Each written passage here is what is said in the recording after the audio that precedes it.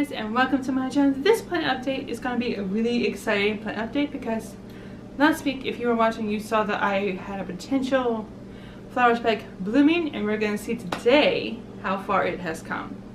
But before we get to the orchids, we're going to get to the rest of my beautiful baby plants here. So we're going to start with the Easter cactuses like we normally do every week.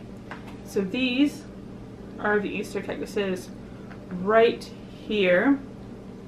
So they're doing quite well. As you can see, they have lots of new leaves coming in, which is amazing. For Easter cactuses, that's kind of what you want at this point. So definitely something that you want. Everything is looking good. I fertilized them earlier today, so they're all looking quite wonderful. So here are these two Easter cactuses, and they're doing quite well. This one still wants to lay sideways, but it is producing a couple of new leaves. This guy has not produced any new leaves yet, but I'm okay with that. So now we're going to move on to the Christmas cactuses, because about end of October, beginning of November is when it gets cold down here in Florida, and that's usually the time where I'm going to put these in a cold room. But for right now, all you can expect is new leaves, which this guy is producing a lot of them. As you can see, there's a few. There's at least, I would estimate, 10 to 20 new leaves coming out right now. So it's very, very exciting. Again, I just fertilize these every couple of weeks. At the end of this video, I'll show you the fertilizers I use, and I'll also have an Amazon affiliate link in the description below in case you want to check that out. So here is this Christmas cactus, which is doing quite well. It has a few leaves coming. I would say probably less than 10 new leaves, if I'm estimating. Less than 10 probably in that one. And then we got this guy right here, another Christmas cactus, which is doing quite well. It is producing a lot of leaves. We got a few back here that are growing. But everything is looking good for this guy. And I think what I'll do after their bloom season, which is around Christmas time, what I'll probably do is I'll probably buy a couple pots, maybe the size of this one or less, depending. I'll probably buy a couple pots and transport them from these little containers to a bigger container so they can grow for the next season. I don't want to do it right now because it's getting closer to the time where I need to get them set up for the blooming process, so I don't want to disturb them at this point. So now we're moving on to my aloe, and these beautiful babies are doing quite well. I'm so excited to show you the mama plant outside, how she's making a comeback. But these guys are doing quite well. I always suggest that you have at least one aloe plant inside in case you burn yourself or something and you need an aloe plant. It's all natural, so you don't have to worry about chemicals or anything. I always suggest you have a plant outside because, as you will see, the mother aloe plant will produce about up to 10 to 12 babies a year. So that way, if something happens to the one inside, you have a few extra outside that you can snatch up and bring inside and take care of it. So now we're going to move on to my orchids. I'm going to show you the one that's producing a flower spike at this point. So this guy, as you can see, the leaves are quite well. We got a new leaf right here, and the roots are doing quite well. And then we have this little spike right here. Right there. It looks so pretty. So all of that looks wonderful. It's growing so much. So I am so freaking excited to see it grow. So excited. And what I always do with my flower spikes, which I started doing, is that the flower spikes will grow towards the sunlight. So if you want your flower spike to be nice and kind of straight, you want to keep it in the same angle towards the sunlight every single time you put it back on your shelves. That's what I've been doing. So we got this guy right here. We got these flower spikes right here. Nothing yet, but I did find out like a little trick to kind of get them to produce flower spikes and produce buds is to have your temperature between I believe it was 66 and 68. So I've been keeping it around 67 in here, and I was told that it would take 2 to 4 weeks for that to happen. So I'm already in week 1, so everything is looking good. And if you can see, I don't know if you guys can see, but there's a darkness under this leaf. That normally happens when you have dark flowers on your orchid. So a few of mine, if they're dark, it means it's a dark flower. Usually, some of mine are either a dark black or a dark purple. Those are usually the colors that I have on mine. So it was a dark leaf, and you know that you have dark flowers. It's not a worry to have at this point.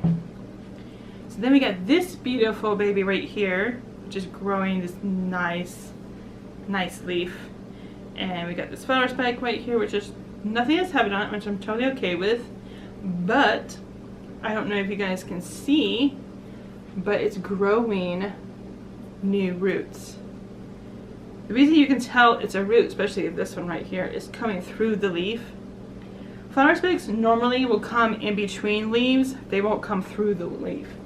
So if you have something poking its way through the leaf, most likely it is a root. That's what it most likely is. It's a root. So it's always something to keep in mind when you see something poking through your orchids there. So we got this guy who still has this beautiful flower spike, which I'm really happy about, because since I changed the temperature a little bit, there's a chance that this guy will start producing buds soon. That is my hope. Anyway, and we have this nice beautiful big leaf right here, and if you've been watching me long enough, you know that each leaf will get bigger than the last leaf. So always have room for Phalaenopsis orchids if you're going to have them.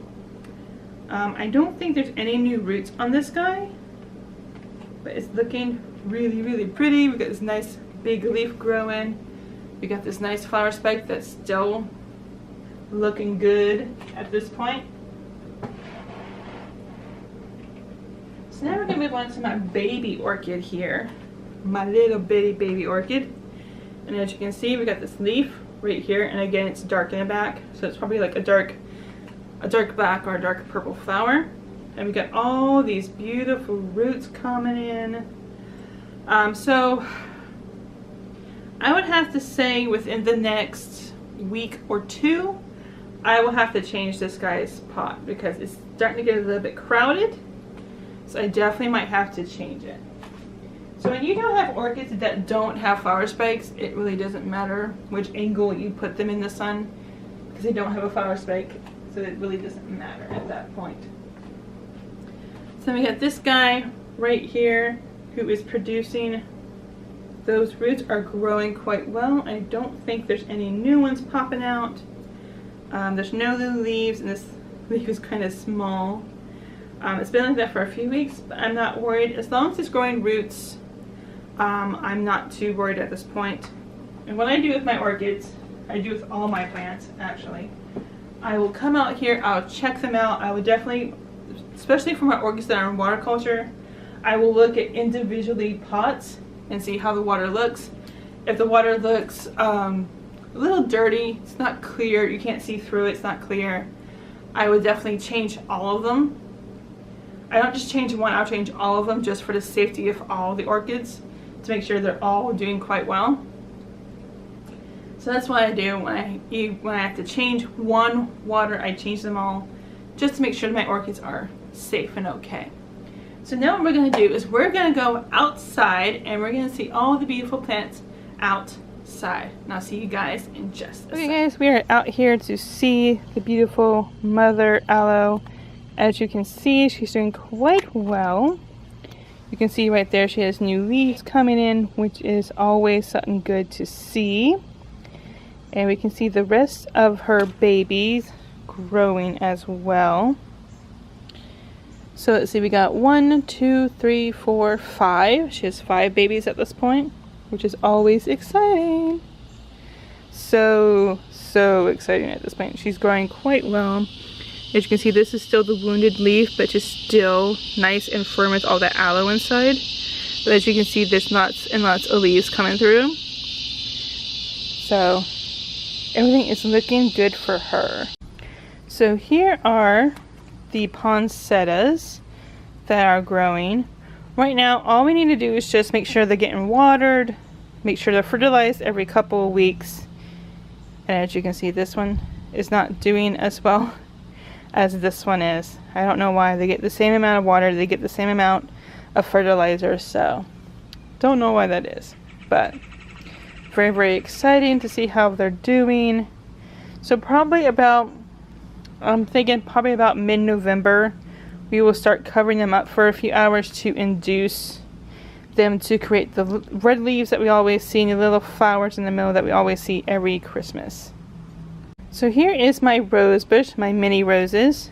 As you can see, one side has already died off. I gotta cut that flower right there, and everything else seems to be looking good. So I'm really, really excited about that. Because usually we don't cut them back to probably about mid-December to early February, depending on the weather, because the weather's been changing every year, so we just don't know at this point. But that's usually when you would cut back the rose bushes, during the winter season when it's the coldest. So everything's looking good. Just have to cut that flower off, and everything else seems to be looking good. Okay guys, we just came from outside to see all the amazing updates outside. Again, probably around mid-November I'll start working on the poinsettias. Probably around the coldest time of the year, which we don't know what it is in Florida right now because it's always, the weather always changes every year. The coldest time of the year is when I will cut back the rose bush, because you're supposed to do it in the winter. Everything else is looking so good. So thank you guys so much for watching. And first, before I go, I'm going to show you the fertilizers that I use. So these are the fertilizers that I use for my orchids right there. So these are the ones I use. This is for the blooming, when they're in flower spikes or they have flowers or they're blooming. And these is for just the ones that are just growing leaves and growing roots. Those are the ones you want there. So for everything else, besides my roses, like my Christmas cactuses, my Easter cactuses, my aloe plants, and the poinsettias outside, I use this. I am not sponsored by Miracle Grow, but I really love their products so much. It's the only product I've been using lately. So this is the one I use for that. And now we're going to go to the rose, which is again a Miracle Grow product. I love their product. I can't help it. This is the one I use for my roses only. So again, all the fertilizers that I use, there will be an Amazon affiliate link in the description below in case you want to check that out. And also, if you want to get one of these, which is a thermometer and a humidifier, humidity detector in one, in case you want to get yourself one of those, in case you have orchids, so you know how the humidity level is doing for your orchids. For inside orchids, especially for Phalaenopsis orchids, the humidity should be around 42% at the most, at least 42%. So that's why I have that guy. Again, that will also be an Amazon affiliate link in the description below in case you would like to get one yourself. I would highly recommend it. Because now I can just come in here, I can look at the temperature, I can make sure the humidity level is just right for my orchids. So that's definitely something I would suggest getting if you have orchids and you want to make sure the temperature is just right. You want to make sure the humidity level is just right. It's definitely something I would look into getting. Again, that'll be in Amazon affiliate link in the description below in case you want to look at that as well. So thank you guys so much for watching. Please like this video if you liked it, share it to grow our community, and subscribe if you are new here. I do plant updates every single week. And hit that bell so you're always notified when I put out new videos. And I'll see you guys next time.